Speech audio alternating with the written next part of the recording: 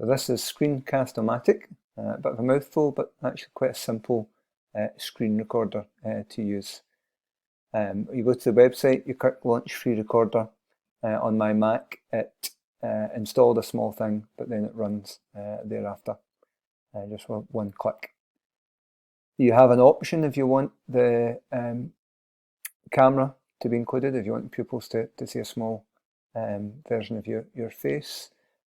Some research shows that they do actually respond better to that. And then basically you can work your way around websites and click to use a website and talk to people through what you're doing. So on this educational website, I can buff things up with a motor and I can be talking to people through what I'm doing. If I change over to YouTube, now one of the things, it doesn't record any audio from your screen.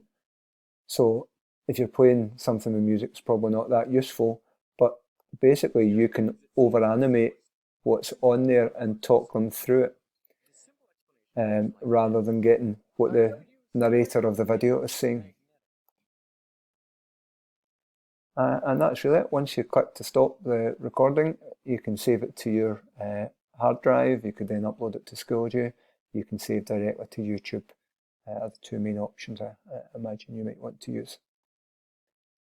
That's it.